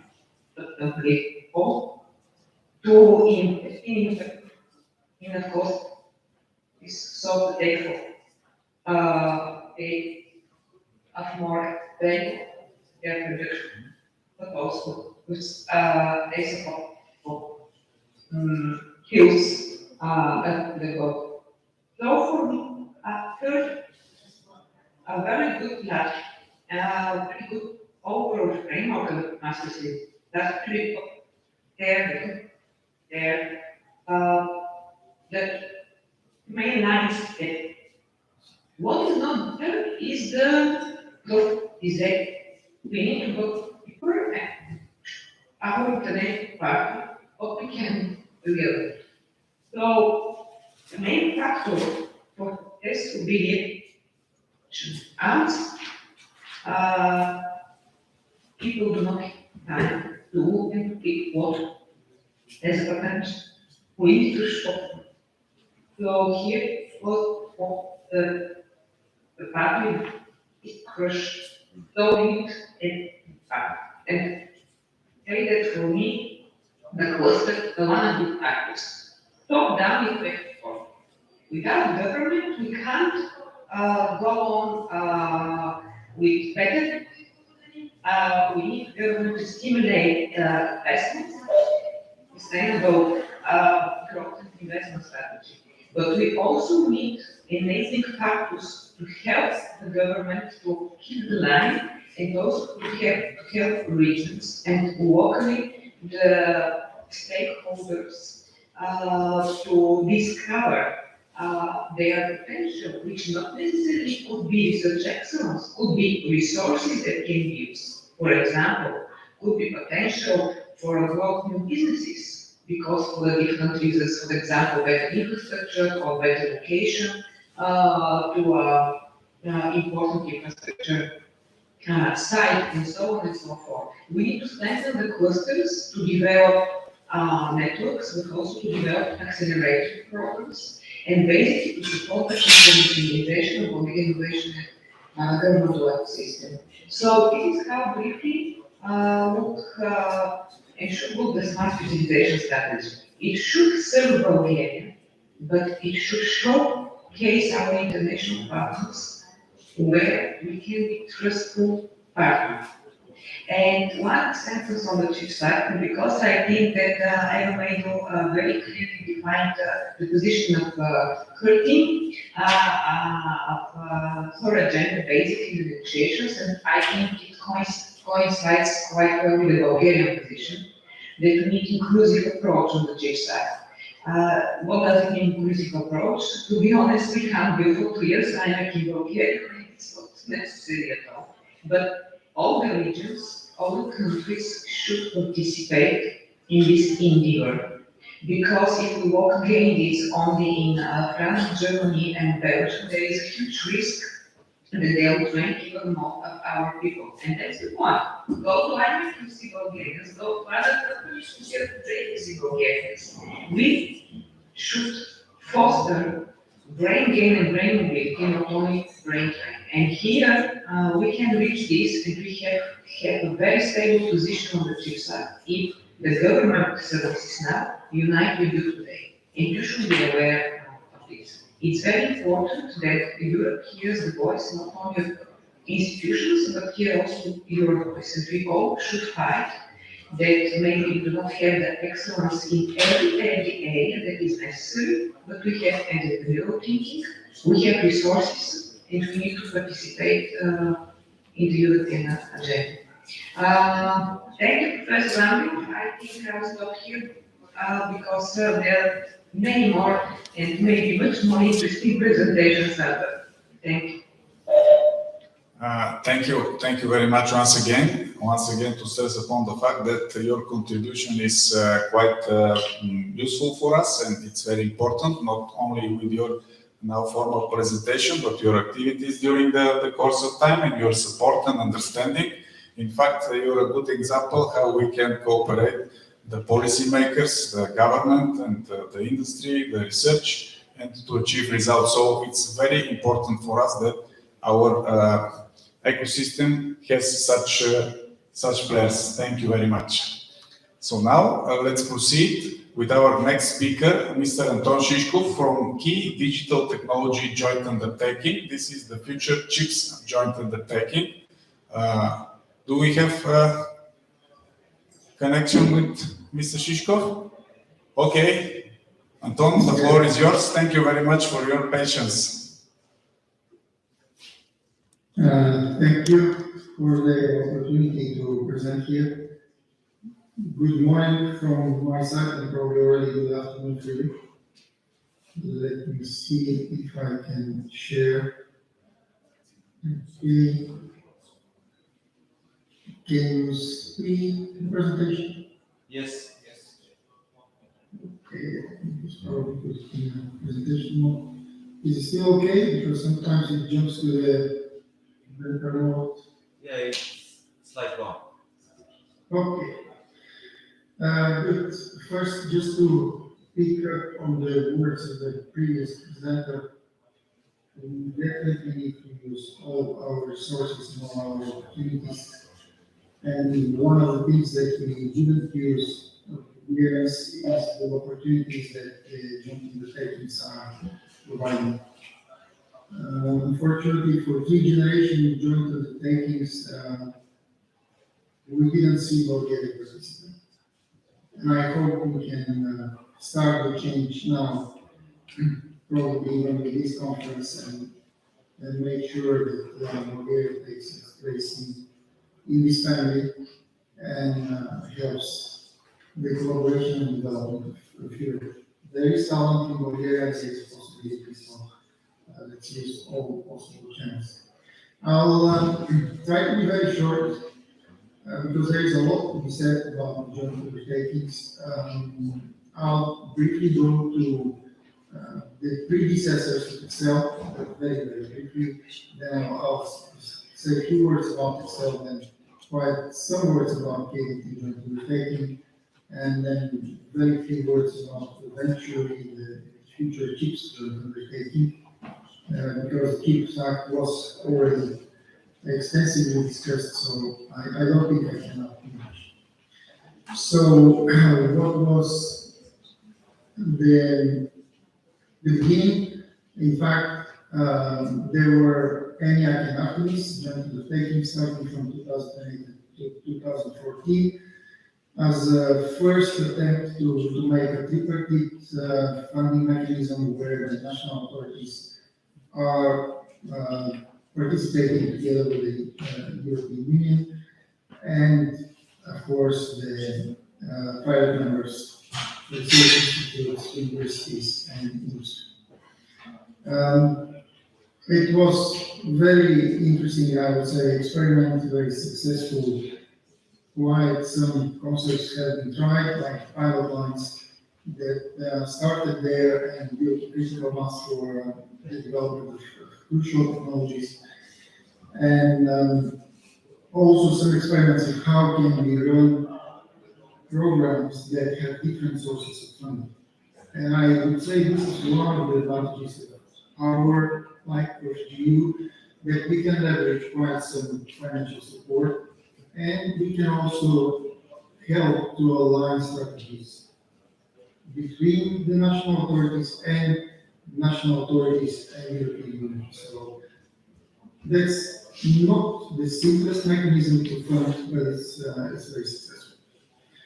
Now, in the second generation, ECSEL-GU was actually a fusion of the 2 previous GUs. And again, it's a tripartite mechanism. Again, it's a mechanism that mainly builds up the bottom up. So the industry proposes the work program, and then consortia are built up between the industry and the academy, and they are proposing projects in the topics that are announced. And like this, the programs go ahead. There was a first attempt to do a top-down with some special topics where strategically important aspects have been put in a separate budget with a specific attention. It has been successful, I would say. We had a few projects funded like this, but it was not a normal practice in ECSEL. ECSEL also started the initiative of lighthouses in 3 important full Europe areas, so mobility, digital industry, and health. The idea there was to try to foster the building up of communities around important aspects and to use the feedback from this community to drive also the work project. Now, if we go further, just a few examples. There were things that were mentioned, so I will not go in details, but there was quite some activity on SOI. chain of projects actually being funded one after each other, allowing the next step and the next step in the development of technology, and not only the technology, but also the design ecosystem and also applications that are built on this technology. Of course, probably our most, let's say, vivid example, and Gabrovo have already mentioned partially this, is the more chain of projects that has been very successful since setting up until now, allowing step by step to go to the next technologies. When I'm saying allowing, it doesn't mean that this happens due to the GU. We are just a small help in the huge effort that the industry and the RTOs are making in this direction. It has to be clear that our program is contributing partially in these efforts, and the main effort still stays with private partners. Now, another interesting example was the power electronics chain of projects that was not only targeted to in direction technology development, but also kind of extension of capacity, moving from 200 millimeter to 300 millimeter wafer size for the power technologies.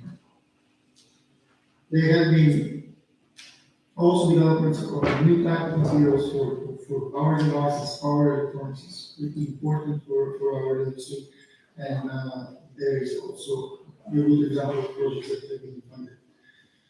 And of course, in the health area, there were quite some projects with significant contribution to that. Now, that's really very short about ECSEL-GU.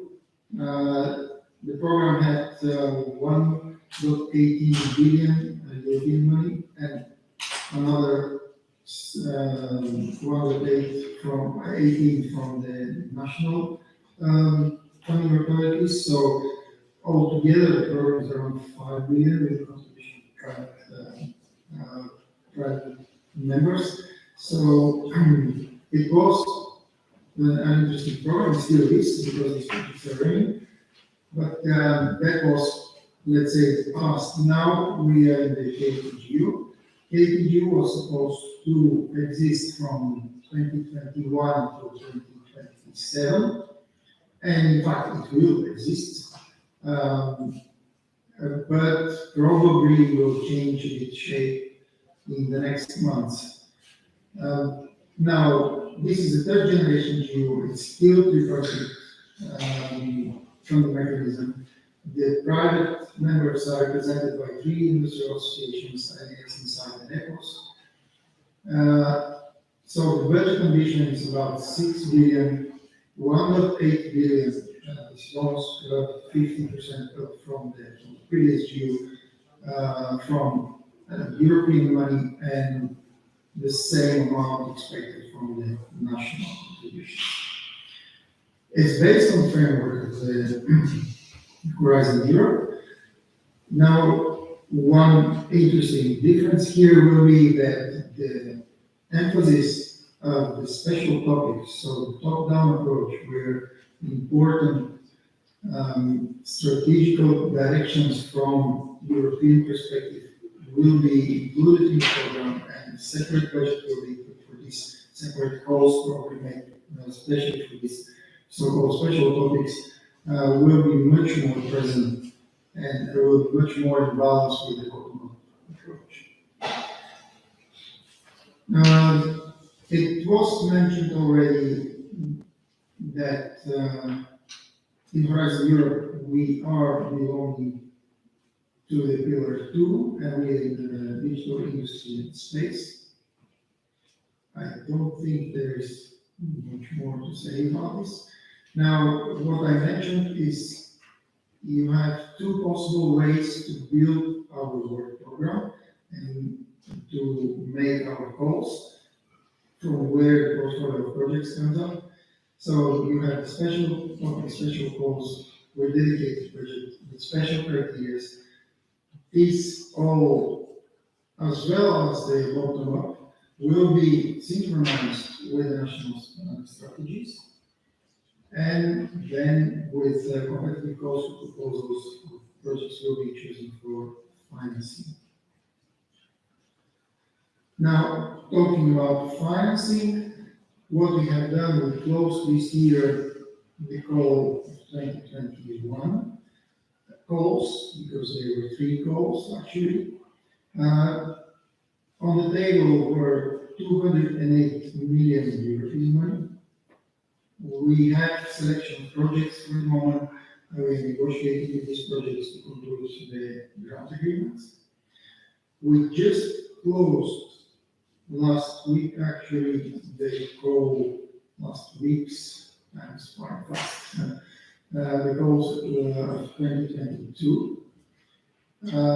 There, 254 million were on the table. And we are now in the process of setting up the selection of the proposals.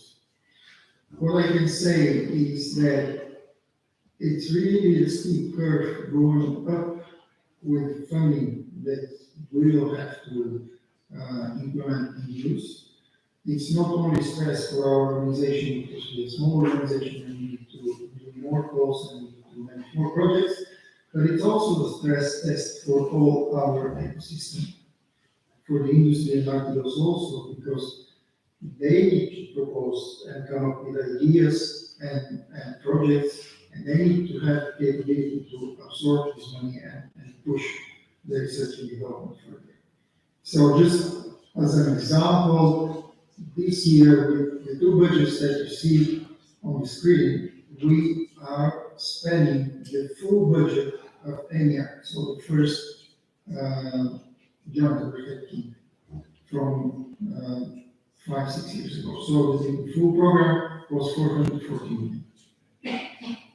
Now, the work program for next year is not there yet, so there is no indication of budget. But if we have the vision to fulfill successfully the program, the budget has to be in the range of the budget of ECSEL.